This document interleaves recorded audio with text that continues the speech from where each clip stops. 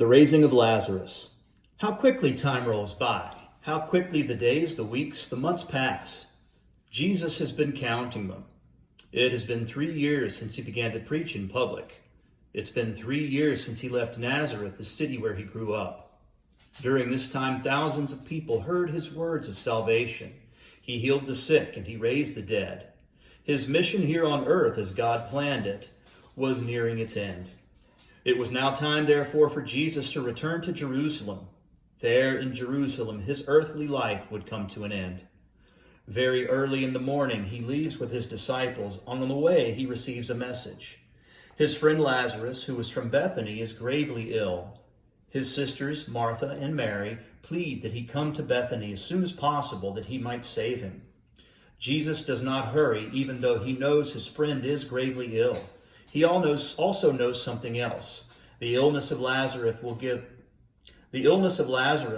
cause for the glory of God. When he arrives in Bethany, he finds that Lazarus has died. 4 days have passed since he left this life. Martha learns that Jesus is in their city. She leaves her sister Mary with their friends who have come to the house to console them. She hurries to greet Jesus. "If only you had come earlier, Master," Martha moans with tears. "Our brother would not have died. But even now it is not too late. Whatever you ask of God, he will not deny you." "Your brother will be raised," Jesus consoles her.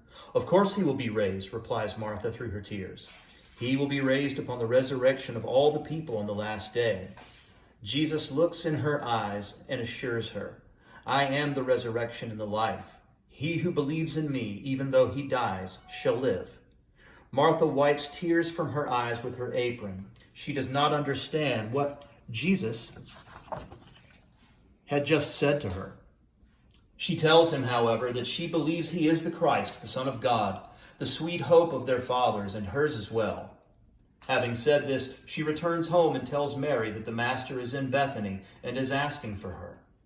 Mary leaves Martha with their guests and rushes to greet Jesus. When she reaches him, she falls before his feet. She also tells him that if only he had come earlier, her brother would now be alive. Mary cries and sobs. The disciples of Jesus also cry because even Jesus himself has wept. He tells her to get up. They all go to the tomb of Lazarus. They roll away the stone that covers it. "What is he doing?" the disciples ask each other. The other friends who had come to console the two sisters also ask, "What is he doing?" You see, Lazarus has been dead for 4 days. There would now be a bad odor. Jesus raises his eyes towards heaven. He needs to thank God. He needs to glorify him for granting what he asks. Then he bends down over the open grave. "Lazarus, come forth," he cries out.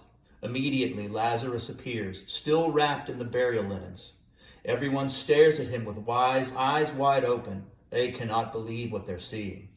Jesus tells the sisters to remove the burial linens so that Lazarus can walk.